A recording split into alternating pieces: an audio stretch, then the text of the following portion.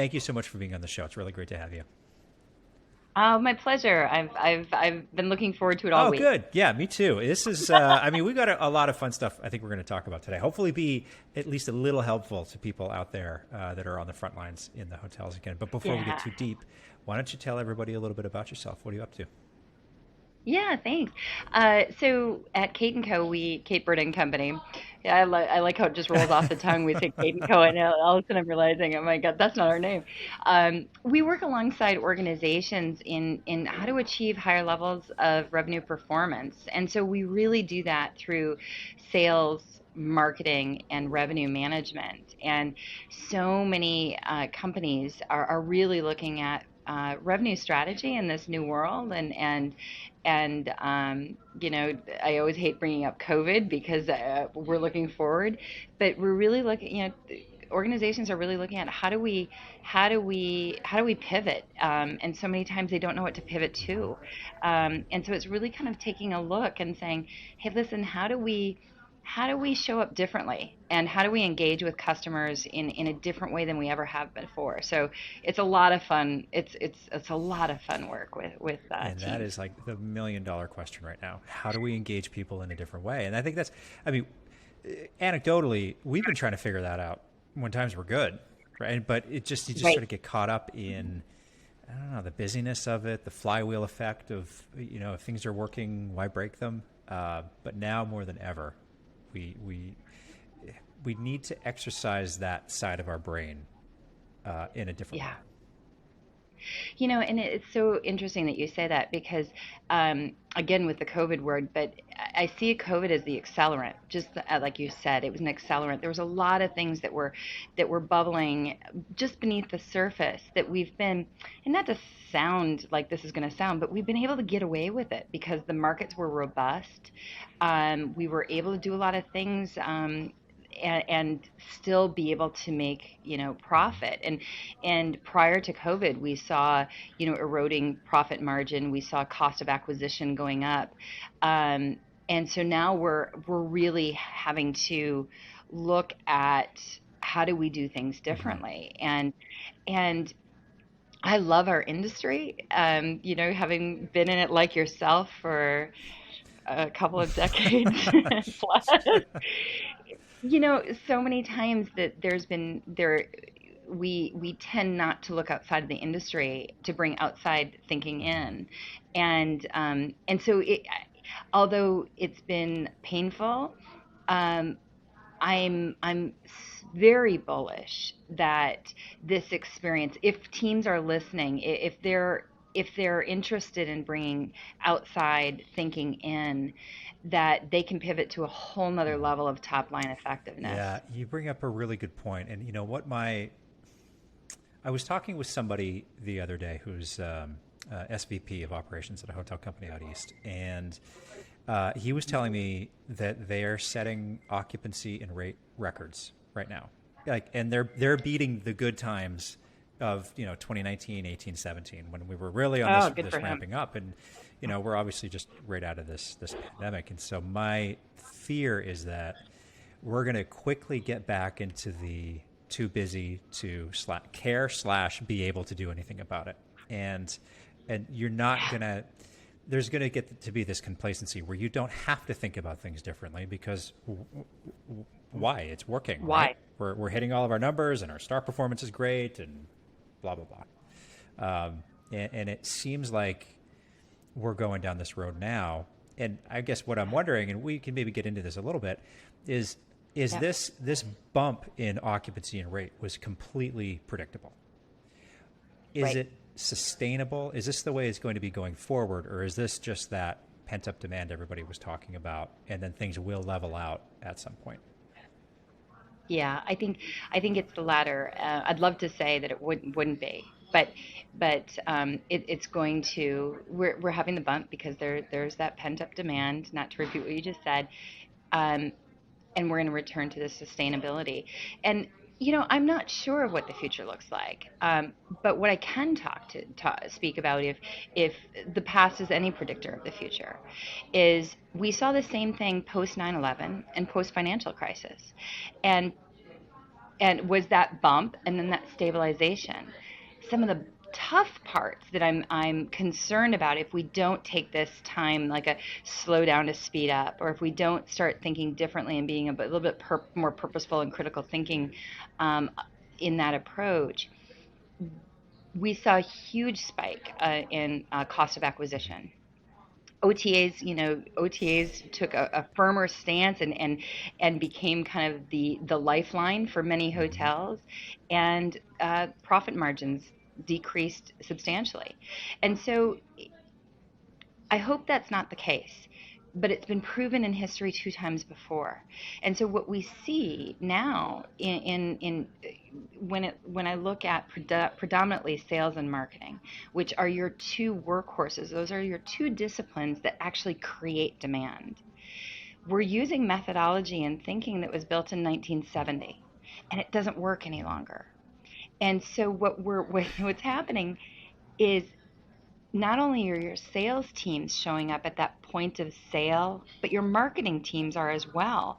And so now you have your OTAs, your sales teams, and your marketing teams all connecting with the customer at the point of sale, where it becomes a product and price Hmm. driven transaction versus a partnership or even a co-creation where we're able to add value. Hmm. And the conversation at that point of inspiration, where marketing should be showing up and sales should be showing up, talking to their customers and clients. It's at that point of inspiration versus waiting for it to become the RFP, where it's a price driven sale, and we're in a commoditized market, and all of a sudden the cost of acquisition goes Hmm. up. So that's the space that we play in, is saying, hey, listen, you have this this you have a moment to slow down to speed up, and so let's become bigger, better, faster, stronger, and use this Yeah, time. yeah. Man, the marketing and the OTA piece, that is a rabbit hole we could go down. That's another Yeah, episode. it's a whole nother day. But Yeah. I remember I was speaking with someone who is he's a former VP of marketing for a hotel company. He's now moved over. He's still hospitality adjacent, but he's not working for a hotel company anymore. And what he told me at the time was one of the biggest things to get your head around is when you're spending marketing dollars, marketing against the OTAs for your hotel, but you still playing on the OTAs because you have to, right? Yep. So you're almost paying two times for that customer, regardless of Right. where they're booking, and they're almost always booking at least leisure at the time on an OTA. Because I mean, again, we've been trying to figure out how to get guests to book direct forever, and it just seems like the share of the OTAs, regardless of how much everybody in the industry complains about it, just continues to go up and up and up. Yeah. And so that paradox has always been in the back of my mind, how to solve that. And I mean, if you've got any input on that, I'd love to hear it. But I know Yeah. it's a big issue. No, absolutely. First of all, OTAs will always be there, and they should. They have a place in our market that's needed. The problem is we haven't we haven't kind of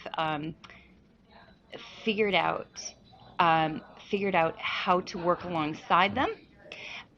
And so, for instance, going back to your real question, where the OTAs show up is at the point of sale.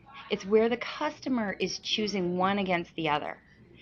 And at that point, it's a Hmm. transactional sale. Where we as marketing and sales need to show up is at that point of inspiration, that time where it's way beyond them going to Expedia to choose a hotel, or hotels.com, or booking, or but choose your distribution channel. But for us to have meaningful conversations at that point of inspiration, where we're able to come and bring um, both prospective guests and clients insights. So I own their mind share, And here's the thing, if I own their mind share, it's kind of like a trailer for a really good Mm, movie, right? Like if I own their mind, I have their wallet, and I also have their room. So I get market share and wallet right. share.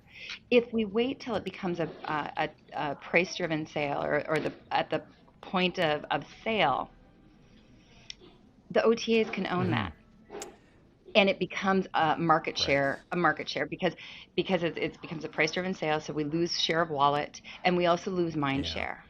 But for us to understand, instead of us showing up with, here's our stuff, here's how cool my rooms are, or my renovation, we start thinking about, what is the customer buying journey, and what are they thinking about, and how do we show up in what they think about versus us. It's Yeah. it goes back to, it goes back to the golden rule,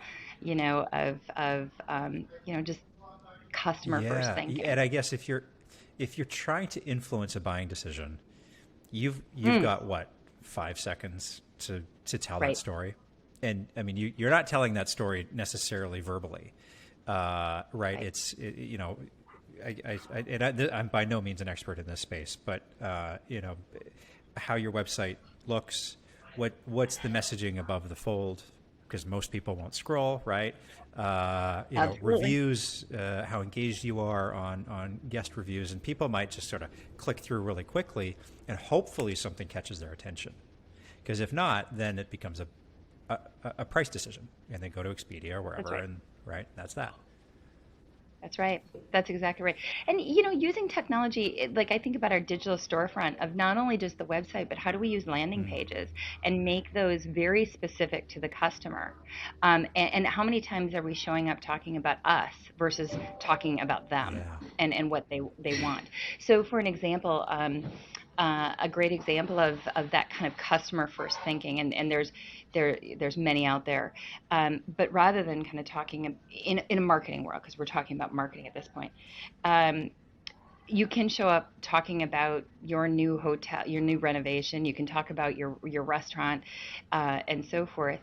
But taking a look at, where is the customer, where is their headspace? So, Hyatt, for example, did a great job of saying, what does that customer journey look like of our most valuable customer? And so in this case, they were really targeting the female traveler.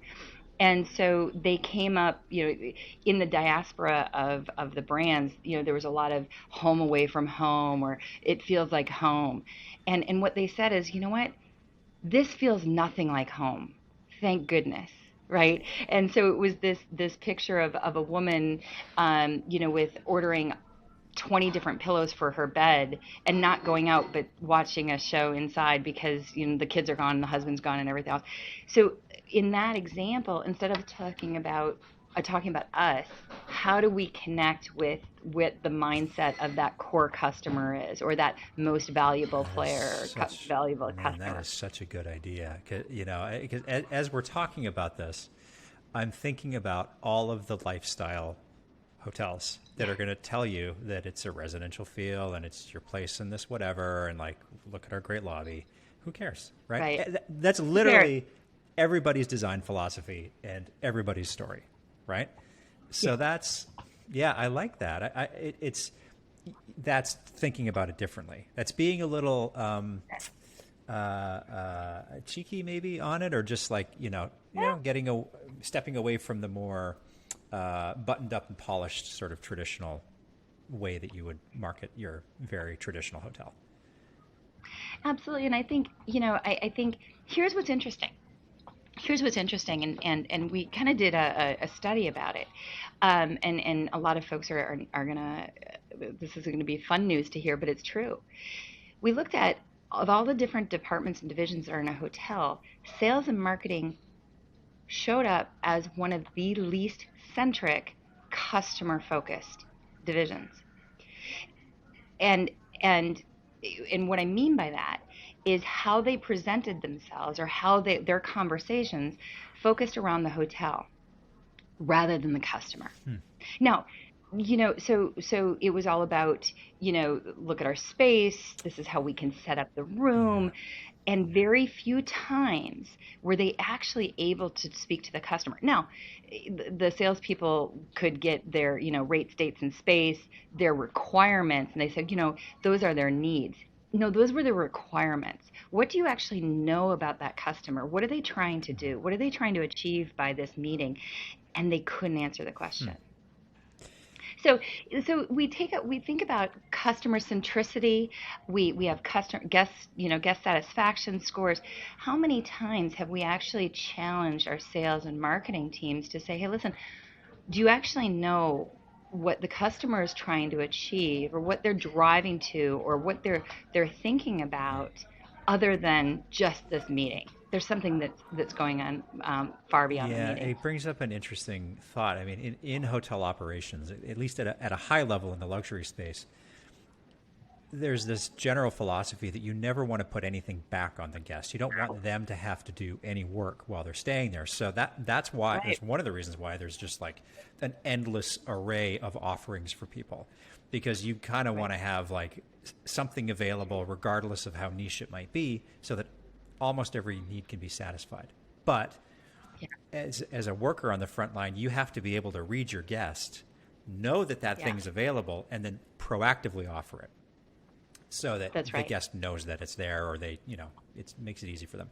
And it sounds like what you're saying, that is the direction that sales and marketing, or sales in particular, need maybe needs to change the mindset a little bit. It's not look at all of our great space and look how many chairs we can fit here, and we can do whatever you want. Well, as the client may not know what they want. Right, right. And you have and the sales and marketing teams are the ones that bring those insights to craft something amazing. You know, it was really interesting. There was, well, first let me give you some data, because this is people love data. A survey that we did with 154 executives and in the buying community, we asked them this: of the salespeople that you have met, how many of them brought something that was relevant to what was ahead of you strategically in your company? The answer: 8%. 8%. 8% of the sales teams or salespeople that were meeting with executives were bringing what the customer thought was relevant. Now, here's the kicker: if that wasn't bad enough, um, we did the reciprocal, and we said, okay, of the sales teams that called on these clients, how many of them thought that they were bringing something of value? And it was 87%. Interesting. So there's a gap there that says, hey, listen, bring me something beyond your product. Bring me something. Let's have a conversation that goes beyond the Mm-hmm. box. How are you going to help me become bigger, better, faster, stronger? Yes, I have requirements. I can give that to you. I have a printout of that. But let's have a conversation about how you can help Mm-hmm. me, and that's partnership. Yeah, yeah, absolutely. Wow. Yeah, it blows my mind a little bit. I'm trying to put myself in the position of being on property with a sales team that Yeah, would have to, especially people who have been successful in the last couple of decades, doing things the way things have always been done, hitting their numbers, and like it's very hard to get people to change how they look at a problem, if they, first of all, if yeah, they don't think it's a problem, but secondly, if their compensation is based yeah, on not seeing it as a problem.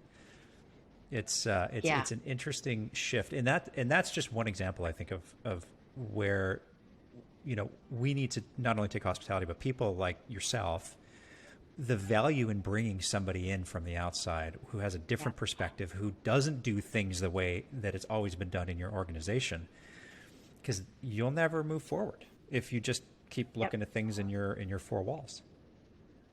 Well, and again, you become a commodity, and so you're only going to be as good as you're only going to be that star Yeah. report, or whatever metric you're using, or group it ties you in. I can give you an example. It was and it's about shifting our mindset to customer centricity. So there was a hotel, and they were a hotel in the Northeast, and one of their core customers was a cosmetic company. And so they were going to do a tour, show the hotel. Hmm. And so we said, all right, you know what, you show the hotel, do your thing, do your whatever. But let's think about what's in front of that cosmetic company. Like, what are they really trying to do? And just in that moment of, instead of us having us first Hmm. thinking, really understanding what that customer is doing. So in this example, that cosmetics company, they really wanted to get more market share, predominantly within women of Mm. color. And that's where they saw their emerging market. And so what the hotel person did, and it was a younger salesperson. It wasn't your most experienced, because a lot of times we find our experienced folks are so wedded to how we've always done it. Um, but instead of saying, hey listen, here's our hotel, which she did, but she also said, hey, you know what? This is what I know. I'm not a pro, but this is what I saw is you guys are really trying to expand your market share into women of color. We have three different companies that are based in Asia, Italy, and subterranean or Africa, African Rim. And so I'm thinking that we would be able to get the two of you together, and even maybe when they're having their next meeting, there's even some giveaways. So we could do maybe even like a focus group of customers that are from that area that we'll be able to host, but you can interact and have real conversations in our lobby about whatever it is that you want to know about. And so now all of a sudden, that 27-year-old sales manager, what she didn't have to be a pro, she didn't know anything about cosmetics. What she knew is that she had connective tissue that rose above rate, states, and Mm. space. Now, I mean, if all of her other competition is coming at it, here's my room and here's their rates, that little bit of a differentiator becomes a huge pathway to creating a Oh yeah. partnership. And it just took a moment, and just took her to step back and say, what's really important to Right. them? What are they, instead of, what is your hot button? Or tell me what you, you know, tell me, it was, where are you trying to Yeah. go? What are you trying to do? Maybe I can't solve it all, but maybe I have something that will One help. of the things that has been most the hardest thing for me to do since I've gone down this entrepreneurial path Yeah. is, and the hardest programmings in my brain to like unwind is dropping the word "and" from my explanation of what I do. Right. Yeah. And I think that came to me. I mean, that was programmed into me from all of my years working in hotels. But I think it's also a natural thing for people to do. Human Human. thing. You Yeah. want to just like, I do this and this and this and this and this. So it's sort of a catch-all, so you can help as many people as possible. And it kind of Right. goes back to what we were talking about before, where if you do everything, then you don't really do anything, No, right? that's right. So in the context of really dialing in the message of how hotels can help their customers and provide value for them, Hmm. it's going through the exercise of figuring out a couple, three or four different messages that are very, very specific, Yep. that people can like, oh, okay, I get that. That's what I need. You're solving problems with your offering rather than, again, going back to like, I don't know what you do because you do everything. That's right. That's right. And it's usually, when it's doing everything, it's about the physical part of the building. Yeah, right. Yeah, we have a pool and Yeah. a gym and a restaurant and a patio and yeah, yeah, Yeah. Yeah. And I'll fly in helicopters to dry out the yeah. greens. Yeah. Right. Exactly. Yeah. Well, and it's so funny because, it sounds easy, this whole, customer first, and I think particularly within operations, it's a little bit easier, right? Because um, I think because it's hard coded in us Hmm. as that hospitality heart. Hmm. But then applying that thinking within sales and marketing and price modeling, it's harder because we have to really take a step back and say, what's going on in their head? And a lot of times I'll work with companies that have a customer buying journey. And I look at it and I say, wait a second, I don't, this is all about you and how you're selling the product versus about what's happening within the customer's mind and where are they going and how what's happening, what are they thinking, what are they going through, how do we what do we have maybe that's not even product related to that can help them Yeah. become bigger, better, faster, Yeah. stronger. And then all of a sudden, if you're able to solve those problems, the price of the room goes away because you're solving a larger problem. Yeah. Well, we've talked a lot about marketing and sales, but I mean, the whole point of initially doing this podcast was to talk about how, like, the new world of revenue management, how has this all changed since the Yeah. pandemic? So, Yep. how does revenue management, how does the idea of the price going away and somebody buying something because they need it and they see so much value in it, is kind of another way of saying what I say a lot is, like, in hospitality, Yeah. we don't sell things. You don't take something with you when you leave. All you take is a memory. All you take is an experience, and hopefully it's a good one. So, Yeah. so Yeah. in this kind of new world, how has revenue management and the view of it started to change?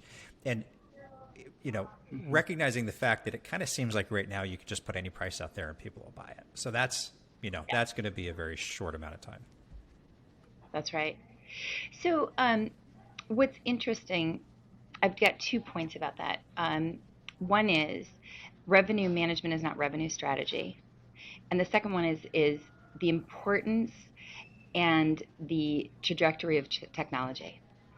So the first one is revenue management in its purest discipline manages established demand. In the last 10 years, 15 years, we've gotten such incredible efficacies and rate lift and revenue lift be- from just that, from managing established demand. So so that it's one of the three children, right? So I love them dearly. But when there is no demand, Mhm. now what does revenue management Yeah. do? So that is going to shift everything for us, and that's why I kind of uh, want to talk about sales and marketing because those are your two kind of workhorses for demand generation. Here was the other thing that happened with revenue management in the last 10 years is because the language of revenue management is a little bit more scientific and financial based. A lot of times owners, investors, and asset managers understood the language because they had a shared language, which in sales and marketing, bless their heart, I'm in Texas, so I can say bless your heart. So, so, but they didn't have as much of a science and strategy to their Mhm. work. It felt on the other side more like kind of ducks and bunnies. Like we're going to try it, oh, we're doing this, but it was hard for investors and asset managers and the financial portion to connect the dots for that. So what had sprung forth then is this love for revenue management, and rightly so. And right now, what we're seeing is, chief commercial officers, which is such a critical role, are coming out of the revenue management side of the house, and that's fine. That's great. What concerns me is if we don't understand how to create demand within sales and marketing, we're going to be in a world of Mhm. hurt. And so that's why I keep on bringing that up. So what, and a lot of people, it's funny because I say I do I'm a revenue strategist, and they're like, oh, so you do revenue management. I'm like, well, that's a discipline under this Mhm. thing. So moving forward, my hope is that we start giving more science and strategy to those two workhorses of sales and marketing, so we can have a more solid, holistic approach to revenue Mhm. strategy. Mhm. And then I have the Yeah. thing in No, technology. please, I'll please. give a breath there for a moment. Technology. there's, as we look into other industries, um, hospitality has just kind of really started understanding um, how what role technology can play, particularly around revenue, with predictive analytics and so forth, and that's only going to continue. And what we'll see. Um, Again, within a lot of that discipline of revenue management becomes machine, versus Yeah. man. And so what I suspect for the future is that heck, a lot of times the algorithms are very right. Now it's a little bit different because we don't have this last year to have part of that, that part of Hmm. that analytics. Um, but what we're going to see a strain on is how does our revenue management team or that revenue commercial strategy have real critical thinking, because the discipline of revenue management, um, we can have some pretty sophisticated algorithms to get it pretty close to Yeah, right. yeah, that's true. Right. And it's almost like, I mean, at this point, if you've ever seen like a stock trading app where like Yeah, it's just like second by second things are just ticking up and down and going crazy. I mean, that we're really getting into that world now too, where yeah, the last room value, I remember, that was the whole thing that was started coming out when I was still on property. yeah. That number changed a lot back then, but it could, it's literally the difference now between like a dollar or two more for that last room that's available.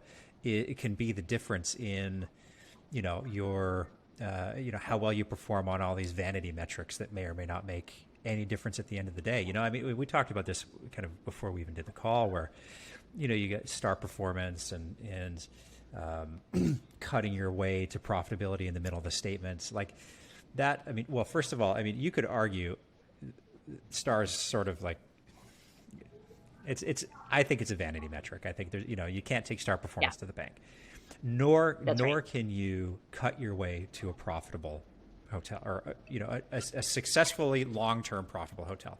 Revenue cures Right. all problems at the end of the day, All right? And so problems. as we're talking about how do you create demand, I mean, generally speaking, you really can't, but it is the sales and marketing team that has to go out and sort of at least try to do that one way or Yeah. another.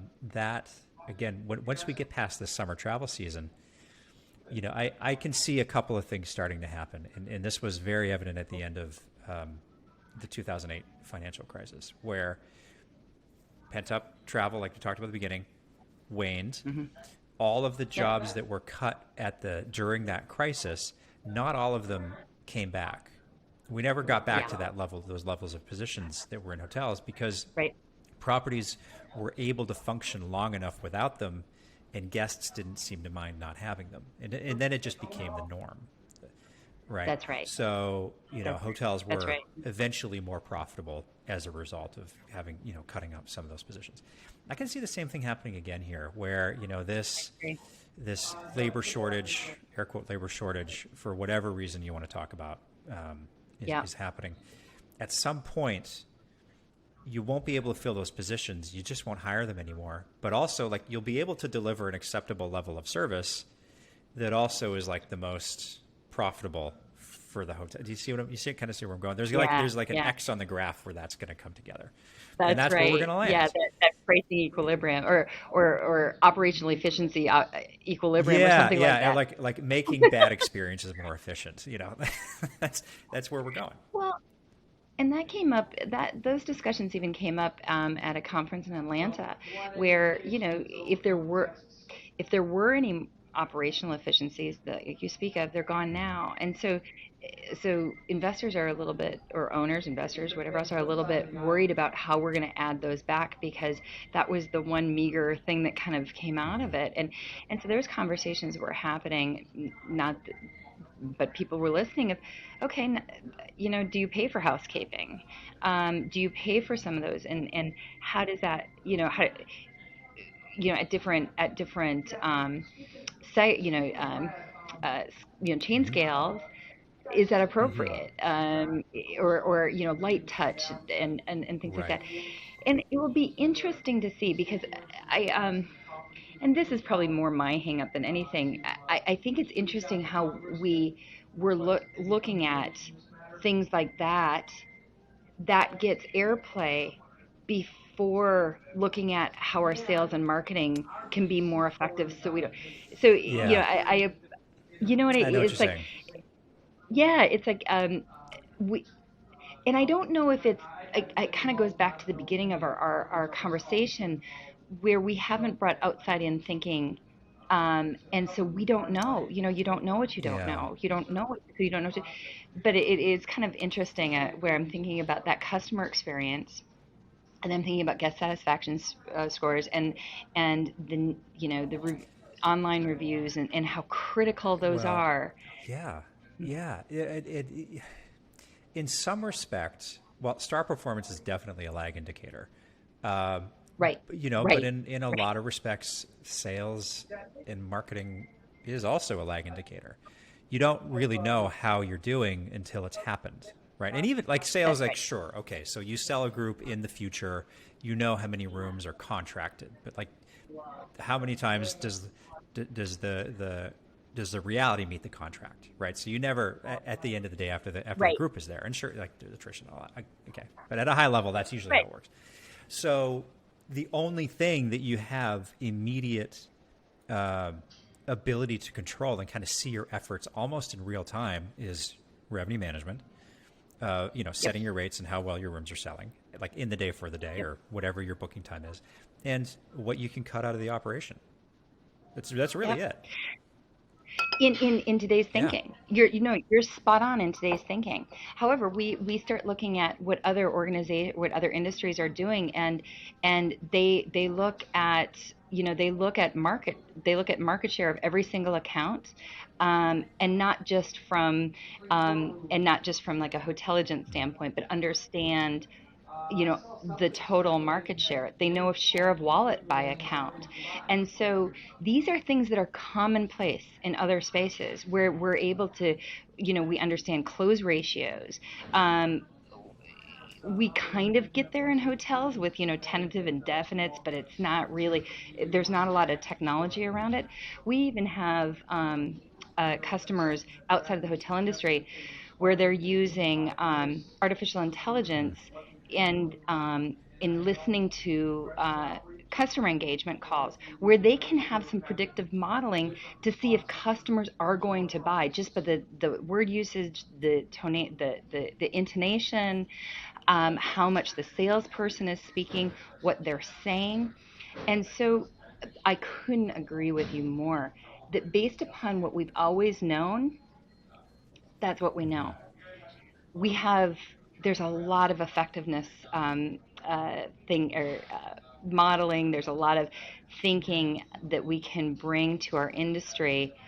The thing is, we haven't seen it before, and so it's going to feel Hmm. uncomfortable, and it's going to and it's going to be the brave heart that says, you know what? No, we're going to do things Yeah. differently. We're going to try it differently. Automation. I don't know what it Yeah, is. right. Yeah, Automation is right, coming for right. hospitality. There's no doubt about it. And, Absolutely. this might be the time where that really accelerates because, if you can't fill the jobs, but the jobs still need to get done, Right. you're going to automate as much as you can to make sure that the place Yeah. keeps on running. And this is a big one. Yeah, there's no doubt. Uh, a question that's been on my mind for a little while now, and we talked about it before the show. Everything's opening up right now. Yeah.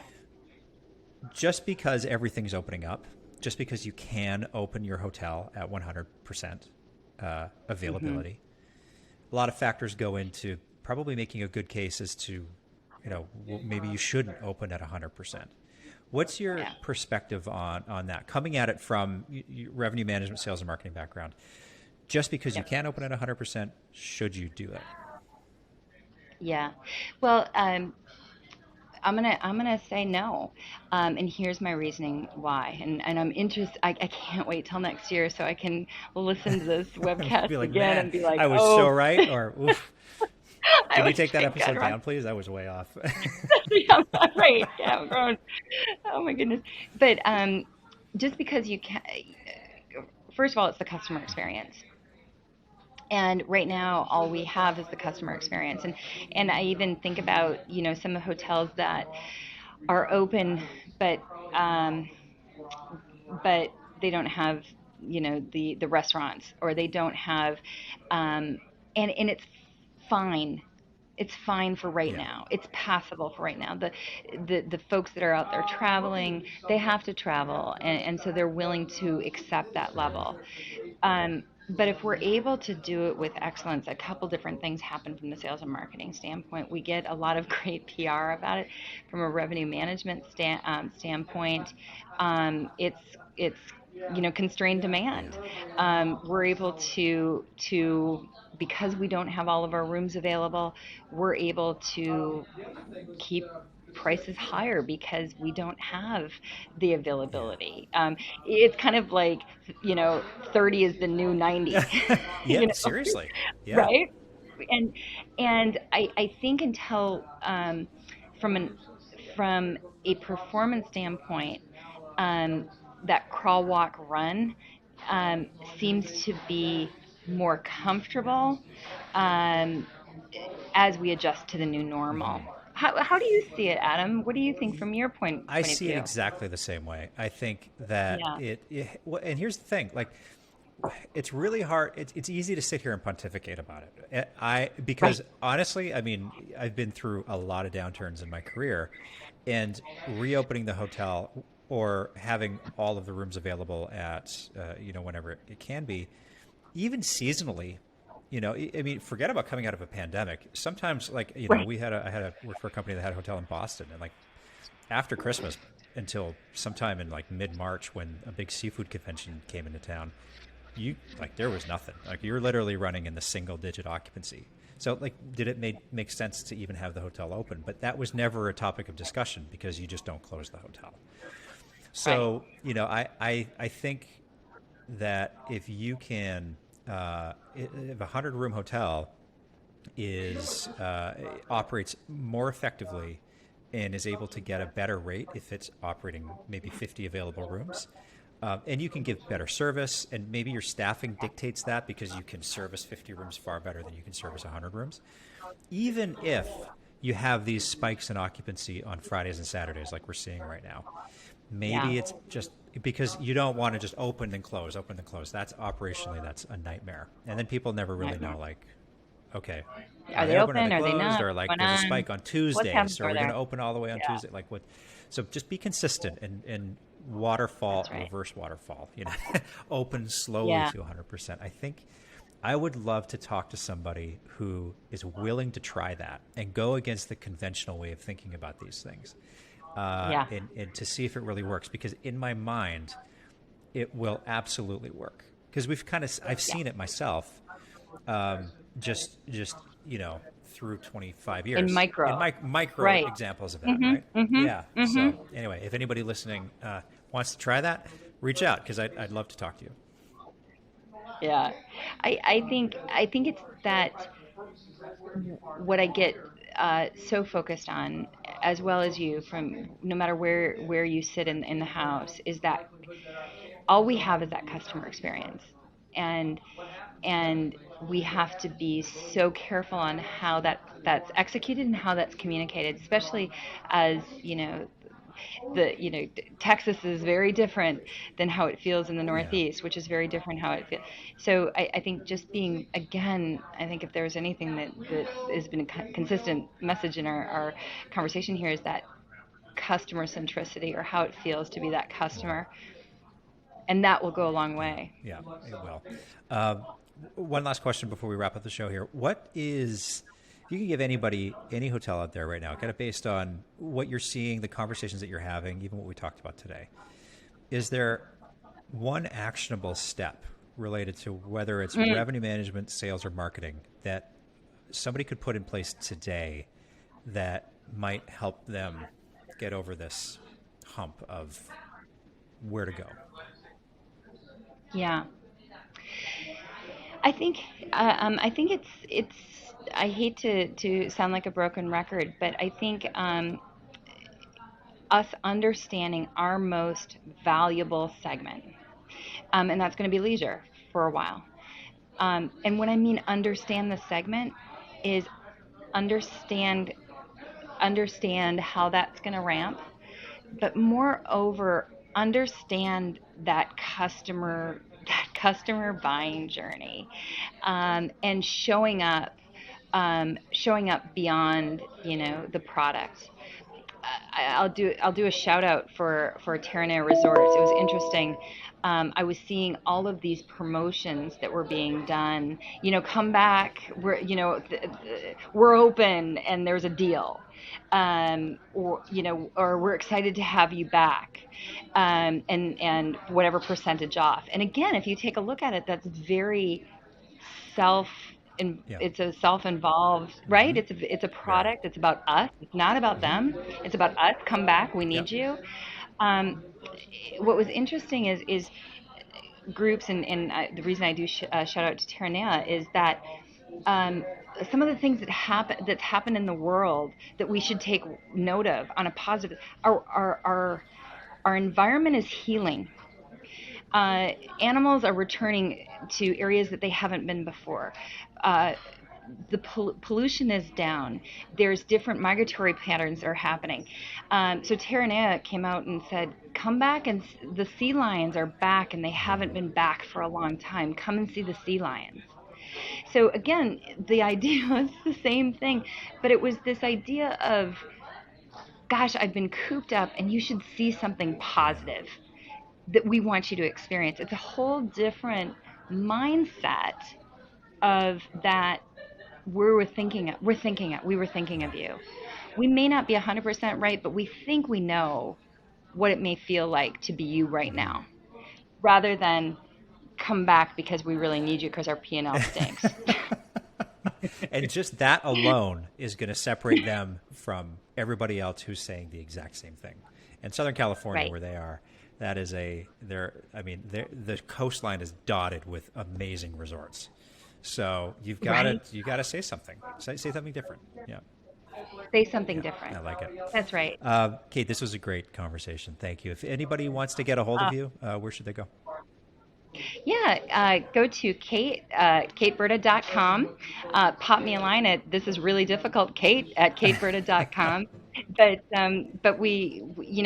it's so much fun because we really like to provoke thought, and push people to think differently, but at the same time protect them, because we understand that change is a little bit scary, and doing things differently it can be risky, but we understand the great rewards. So, Adam, what a great pleasure. It's kind of, I don't know, maybe I'm narcissistic because it's like talking to myself. So I don't know, is it narcissistic, or is it that we're just we're I great think we're just great together? together. I think that's we'll just we'll just pat ourselves on the back and great episode, guys. Absolutely. No, this is fun. No, it's so much fun to talk about the the conversation of Yep. possibility, Yep. right? There's so many great things out there. I just challenge everybody who listens to it, think differently. Slow down to speed up. And any other little acronym you want to throw in Yeah. Before it's too there. late. Before you get too busy to care or too Before, busy yeah, to do anything about it. that's So, right. I love that. I'm going to use that. Too crazy to yeah, care yeah, anymore. exactly. I love Yeah, that. good. Well, Kate, thanks again, and we'll talk to you soon. Cheers.